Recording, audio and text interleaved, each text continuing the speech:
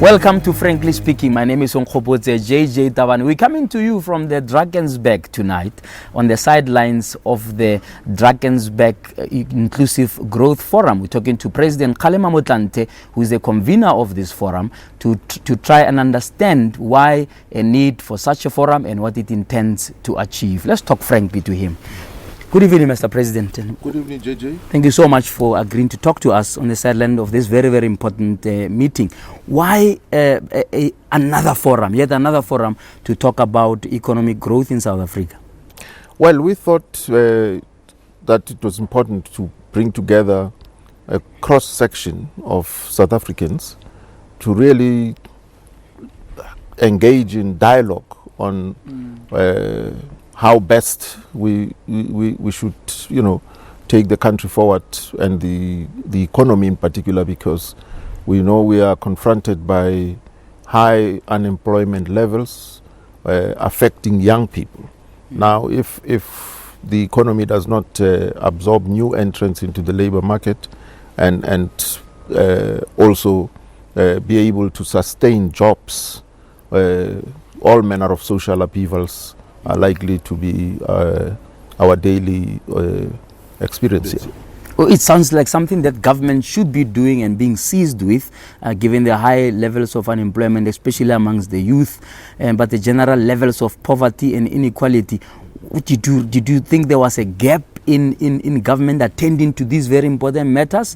How will this forum complement what government is doing already? Well, governments don't have the wherewithal to do everything.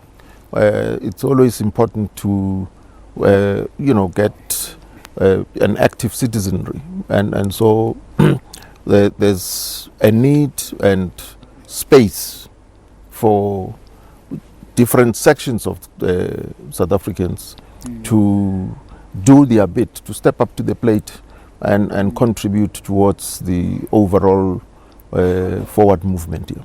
But is there a danger that government may ignore such initiatives? How have you envisaged that what you're doing here will in fact find resonance in those that in fact have to make the decisions? Because you will come up with recommendations, one assumes, that cannot just sort of end in the air but must find a home somewhere for implementation. Well, for starters, the head of state, President Cyril Ramaphosa, was here himself. He gave the keynote opening address, and so he's quite alive to the fact that this forum is in progress, and has actually promised that he looks forward to the recommendations. He himself detailed a number of challenges which he thought a forum of this nature could, help to resolve here. What do you see the relationship being, for example, with something like the National Planning Commission? One of the things that came out of the conference, a presentation by the former Statistician General, was quite startling in its findings, or rather conclusions, that there is poor planning overall in government. Yes, indeed, the former Statistician General made a very cogent case for improving on planning. In fact, to put it bluntly, he said there is no planning. What we have are a number of silo projects, and we tend to present them as though they are a plan. And he said that a plan must involve modeling. So the future we dream about, the future we envisage, should be modeled. And only once it is modeled can we then bring it to us. Yeah. In other words, achieve it. I was quite startled by the presentation, because when he was Statistician General, he was Statistician General for a very long time. Yes. And he seems to be giving an impression that the work of Statistics South Africa, which is to bring forth data, numbers, statistics that would help in planning, has essentially just been ignored by government. What's your own reflections about that? You've been involved yourself as Secretary General of the ANC, as a President of the Republic. In hindsight, what could have fixed that kind of discord, if one can call it so. Well, he did actually suggest solutions to this problem by suggesting that, you know, there's an institute he established at Stellenbosch University, and that, you know, senior managers from the levels of directors generals and DDGs should be sent to that institute so that they can hone their planning skills.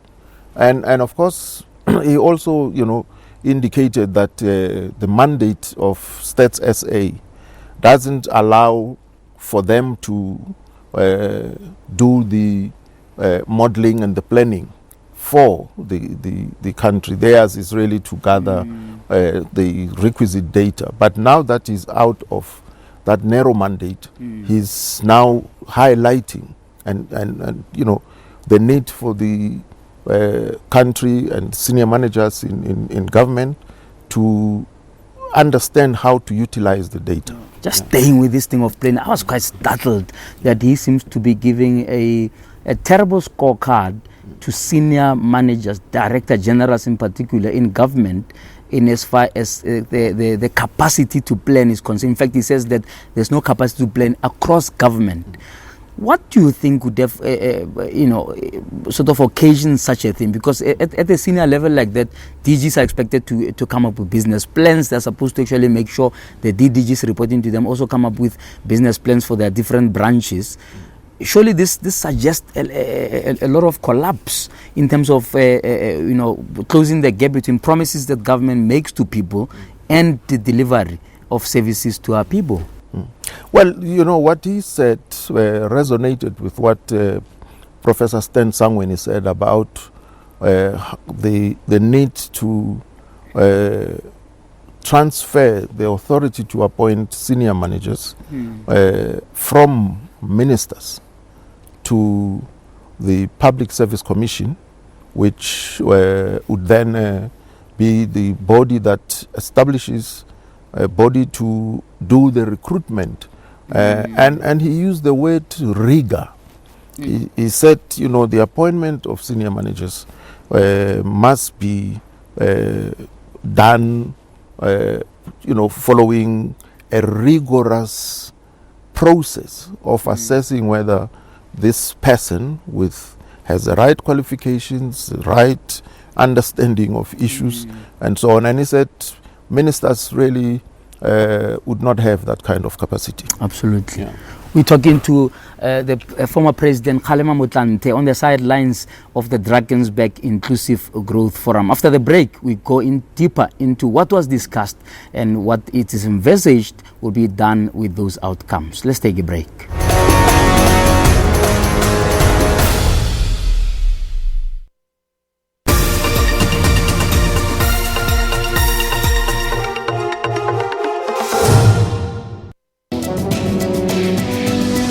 Over 5% of the world's population, or 360 million people, has disabling hearing loss. Sometimes babies are born that can't hear.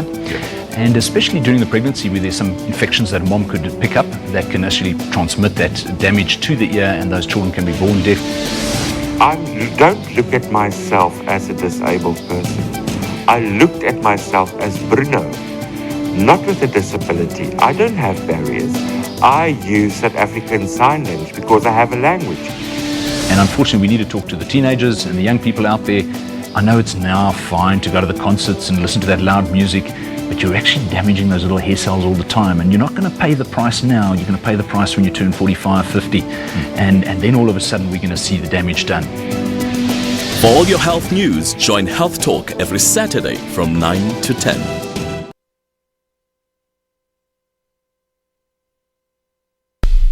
Welcome back to Frankly Speaking. We're talking to President Kgalema Motlanthe tonight on the sidelines of the Drakensberg Inclusive Growth Forum, and we're going into details about what was discussed here. Just in terms of the cross-section of people who are here, give me a sense of how you put them together and what inspired that kind of criteria. Well, firstly, we had to ensure that all sectors of society are represented here. And secondly, we had to try and ensure that there is experience, or what is known as the council of the years, and youth and the energy and exuberance of youth and fresh ideas from young people. So it's an intergenerational mix of participants here. A big discussion here being about jobs, and young people also raising issues about the kind of blockages that they find in terms of getting to the job market. There was a critique about the recently launched YES program, because it tends to focus on apprenticeships and so on, and young people saying we're looking for jobs. How do you sum up what came out of here where jobs are concerned, especially now that we are still in Youth Month and there's a lot of focus on how we get young people out of the terrible cycle of unemployment?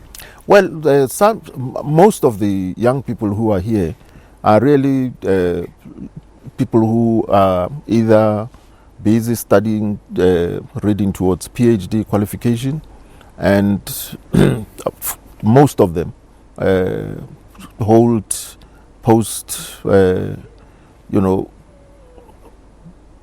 degree qualifications, and so they were not so much asking for jobs to be created by other people, but they were more saying that space should be created for them. They are very creative.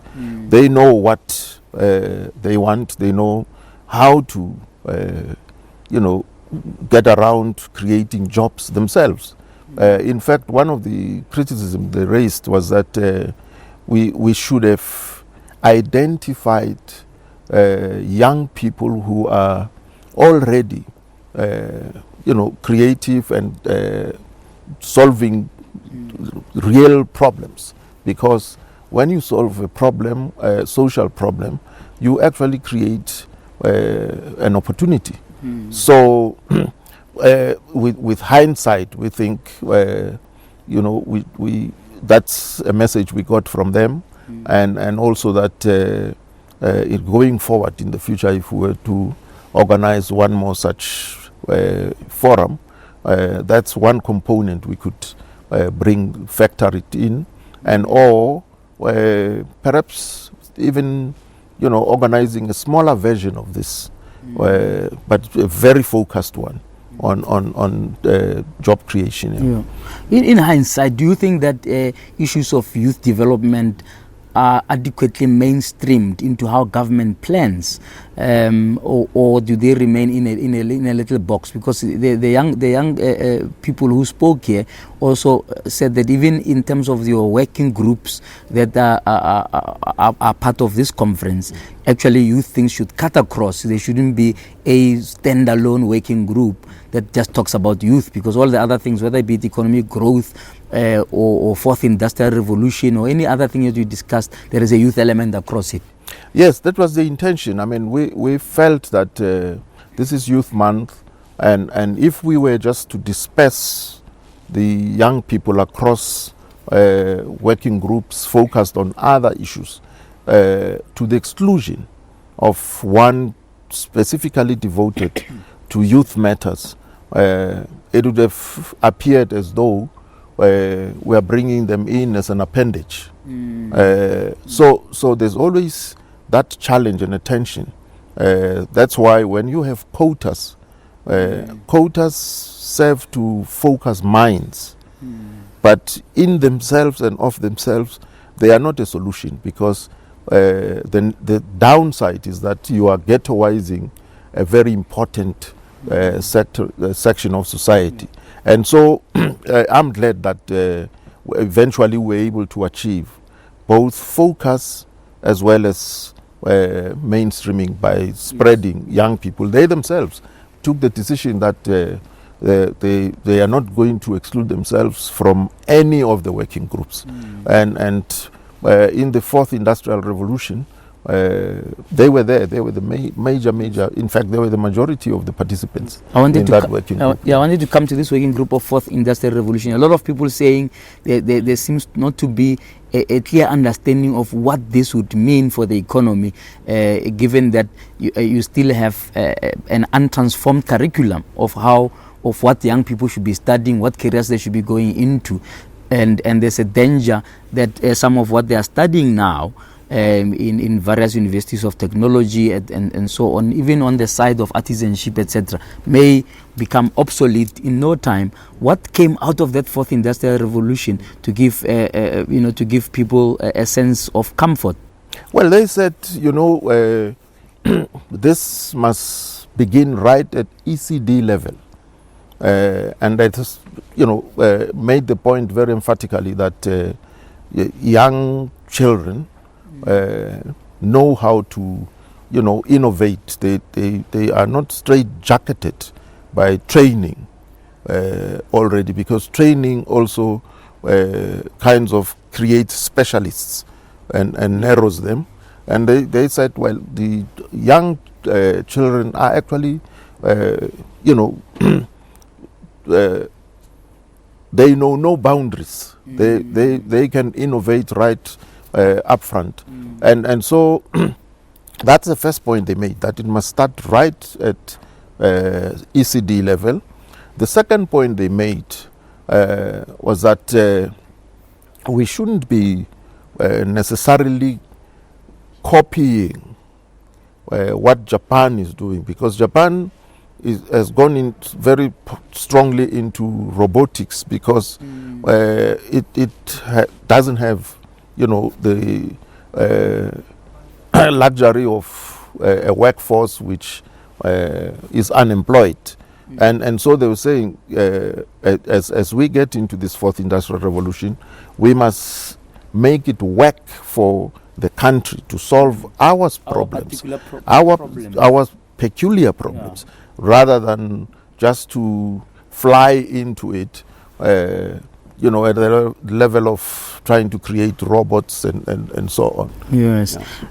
How do you see the intervention of the foundation, though, given this and other resolutions that have been taken here? Is there something that one can expect in the short or medium term that would show that there is, in a sense, a useful intervention that could be that came out of this particular forum?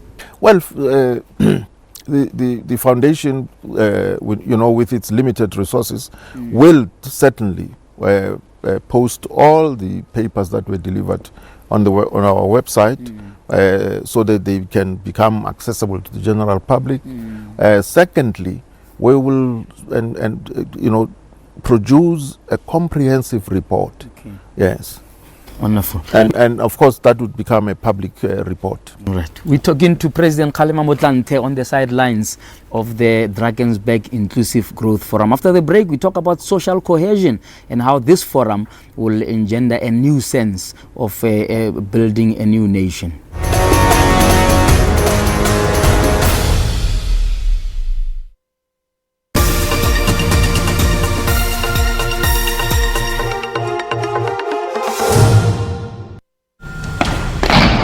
SABC News can reveal just how easy it is to buy explosives used in these robberies. The very worrying factor is that very few arrests have been made.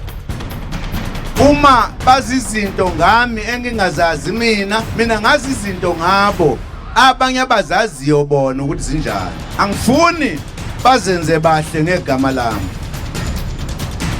Siya Kolisi comes out. Skipper number 61 for South Africa, the first black South African captain.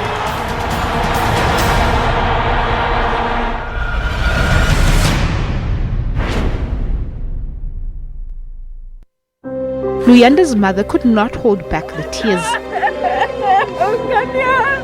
Luyanda, Themba Shabalala, I will miss you. Public are advised to vacate those buildings. Decision has been made that some of them will be knocked down.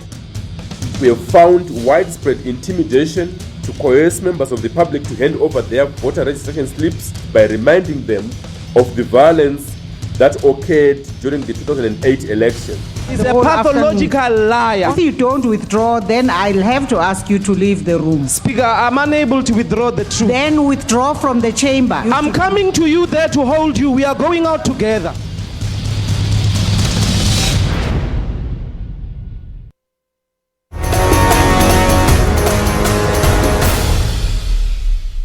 Welcome back to Frankly Speaking. My name is Nkgopotse JJ Tabane. You can still follow our show on hashtag Frankly Speaking. You can tweet us at JJ Tabane at SABC News Online. We're not live tonight. We're coming to you on the sidelines of the launch of the Drakensberg Inclusive Growth Forum convened by the Kgalema Motlanthe Foundation. Social cohesion. I mean, if you look at what has been happening in issues of racism, issues of femicide, gender-based violence and all of these things, what was discussed here that would give a sense, that this matter is going to now receive attention going forward? Well, social cohesion is itself a product of good quality of life. So to attain it, you need to pay attention to education first and foremost. Ensure that, as you saw, I mean, in the statistics that the former SG shared with the forum, that among Africans and the colored community, the education is going south. Basic education is going south, and so we must pay attention to that, because you need young people to be confident enough that they are worthy citizens, and not feel that they are on the margins, and there's big brother government who must do everything for them. The young people who are in this forum are basically saying, don't decide on our behalf without our inputs. We know, hear us out, listen to what we have to say, learn our vocabulary, don't impose your tired old vocabulary on us. That's what they were saying in a nutshell. But in your view, yes. So the issues of racism can be given, new life if we focus on policing the thought processes of the most backward strata in society, because people who still, have difficulties in understanding that we are fellow human beings, are backward, actually. Yeah. So, should the focus of leadership, because the state leads society, but if the state is going to focus on the thoughts of the most backward strata in society, how will they be able to take us forward? How will they be able to provide and exercise leadership to society? So I think proportionally the main messaging and ought to be based on taking us forward on the basis of the prescripts of the Constitution, that we are united in our diversity. Otherwise, you are going to end up with specialized police who guard the thoughts of individuals. But it sounds like a conversation we should have had in 1994. Do you think that after the first wave, or at least the first term of office, of a new dispensation, we kind of became complacent in as far as issues of reconciliation are concerned? Because it looks like we're drudging up a conversation that should have happened right at the door of a new South Africa. Yeah, no. The point is, if we instinctively fall back on the issues that were more pronounced prior to 1994, instead of understanding that the national grievance of the black people in this country is flowing out of the fact that they have being systematically denied access, equitable access to land, for instance. That's what makes the land question such a focal point today. It's because it's the basis of a national grievance. People feel that, you know, through laws we have been denied equitable access to land. So you can't then rationalize that. You must understand that we need to correct this. And the way it was effected was through legislation. So we need legislation to correct it, to remedy it, and move forward. Once people feel that, you know, they own the land like every other section of South African society, that the basis for that national grievance would have been addressed. In terms of the, just rounding off the conversation now, inclusive growth, the operative word being inclusive, do you feel that there's something else should have been done in a more focused manner by the ruling party since it took over to actually have that inclusivity being part already of a conversation about growing the economy? Well, as I said, for the main thing at this point in time is the land question. It's the land question because it speaks to property and propertylessness. If you understand what I mean. Yes. And so if that is, I mean, there's no excuse, there's no reason why that should still be postponed any further. How do you envisage that to turn out? Because the land question, a lot of people don't believe that the ANC is serious about actually expropriation without compensation. It seems to believe that it's a question of just being taken through the motions until the elections are out. We don't have much time about it, but how do you envisage it, in summary, how do you envisage it happening going forward, this resolution of the land question? As I said, deprivation was effected through legislation. We have the majority of the legislators now in parliament are the very people who have been deprived of access, equitable access to land. Let them pass a law which makes this possible and do it. And you see it happening and not causing social discord?